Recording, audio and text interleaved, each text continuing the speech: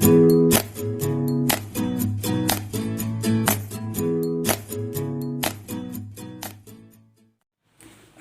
दोस्तों, new India news में आपका स्वागत है। मैं हूं नरेंद्र चौधरी।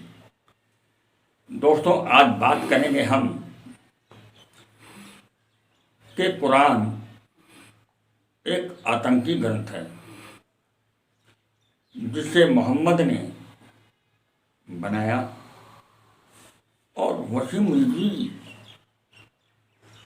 जो मुसलमानों के बड़े लीडर रहे हैं और वक्फ बोर्ड के चेयरमैन रहे हैं, उन्होंने हिंदू बनने से पहले ये कहा कि कुरान एक आतंकी ग्रंथ है जिसे मोहम्मद ने अपने पक्ष में एक लुटेरों का, डकैतों का ग्रुप बनाया था जो उसके लिए काम करते थे।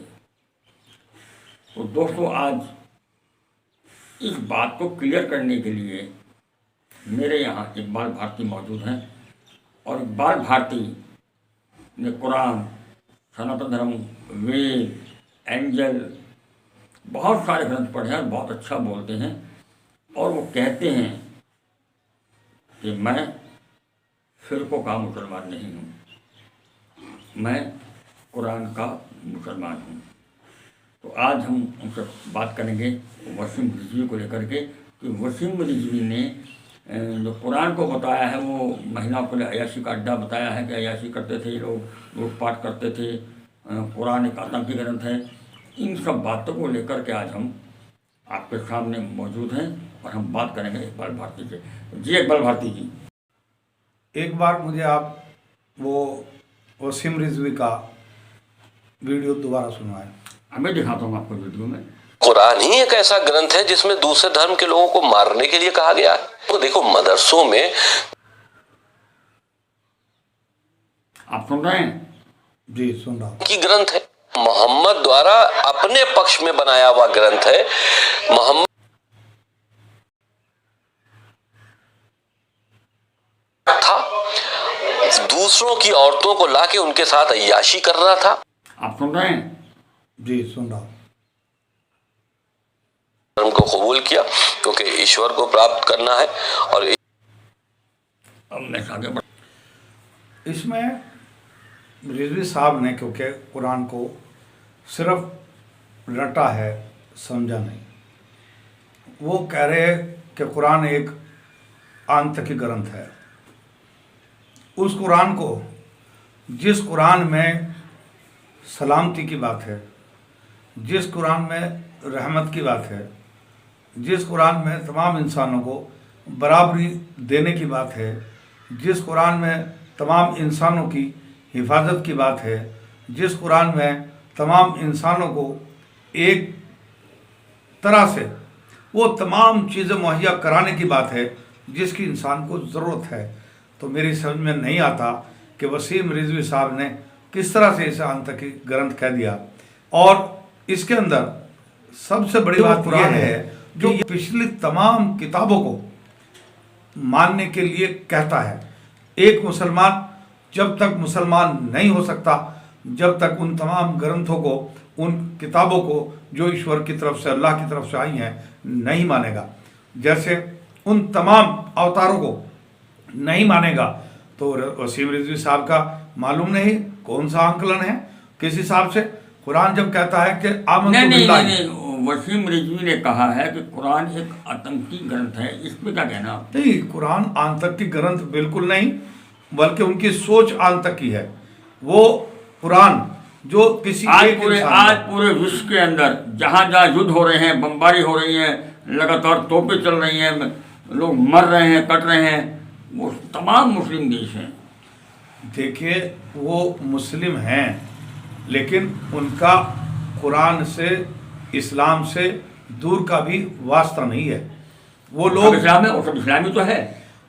आपको इस्लाम इन मुसलमानों में नजर आ रहा है क्या? आप इन मुसलमानों को इस्लामी मान रहे हैं क्या? और किन्हें माने फिर? देखिए, कुरान साफ लफ्जों में कहता है कि वातसिमू बिहब्लिल्लाहि जमीआ वला तफर्रकू, कि तुम सब मिलकर अल्लाह की रस्सी मजबूती से पकड़ लो और फिरकाबंदी ना करो। ये आज जो आपको नजर आ रहे हैं सारे, ये फिरके वाले मुसलमान हैं, कुरान वाले नहीं। नहीं, अभी उन्होंने कहा है कि ईश्वर सनातन धर्म में है और इसलिए मैं ईश्वर को प्राप्त करना चाहता हूँ और ईश्वर की शरण में इसलिए मैं आया हूँ। सनातन धर्म वाकईतन वही धर्म है जो इंसानों को ईश्वर की तरफ से मिला है, क्योंकि सनातन धर्म में वो उस तरह की तमाम बातें हैं जो रसूल मकबूल सल्लल्लाहु अलैहि वसल्लम के बारे में, कुरान के बारे में पेशन गोइयाँ हैं।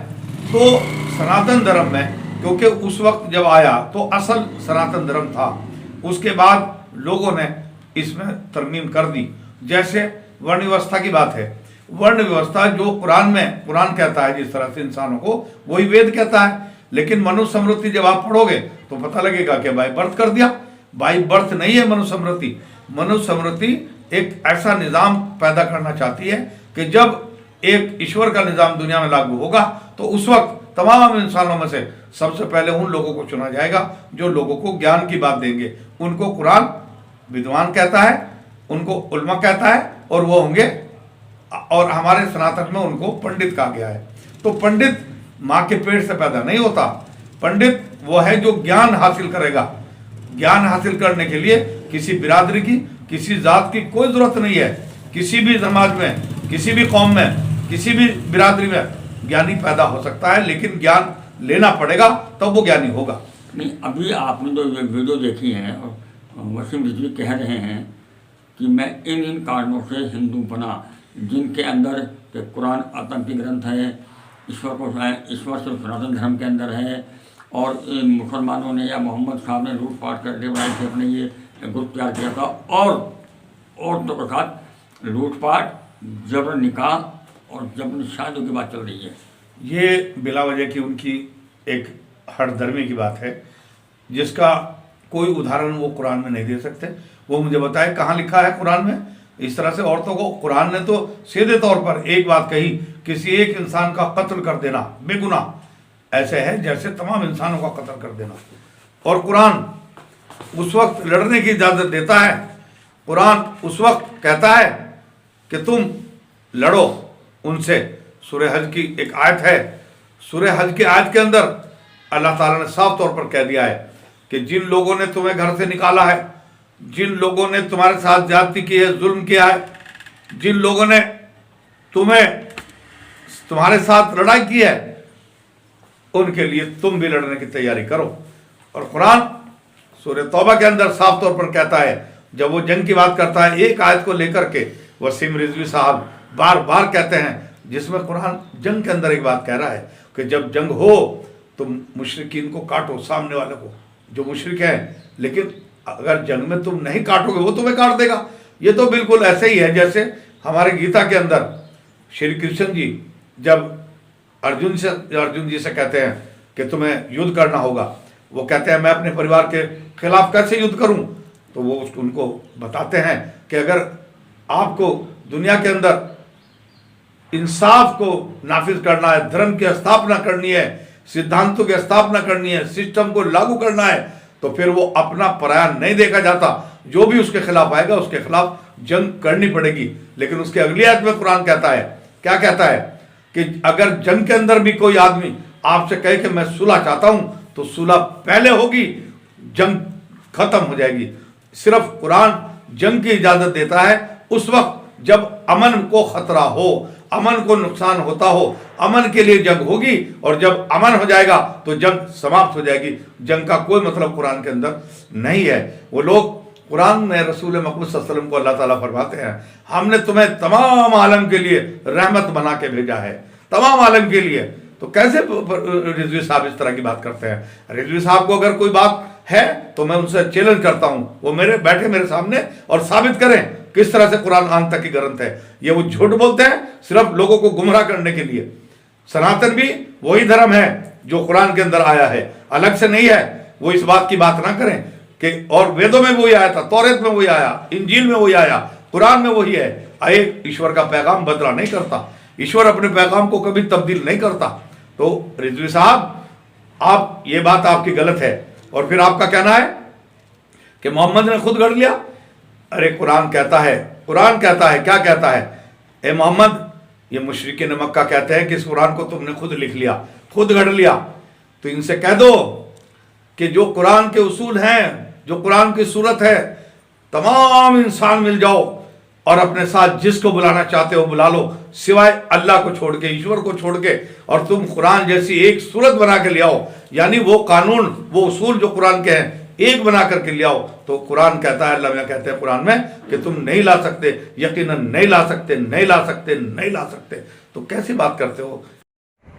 अगर आपने हमारे चैनल को सब्सक्राइब नहीं किया है तो सब्सक्राइब कीजिए, लाइक कीजिए, शेयर कीजिए और हाँ बेल आइकन को दबाना ना भूलें ताकि बाकी अपडेट्स आपको सबसे पहले मिलती रहे। नमस्कार।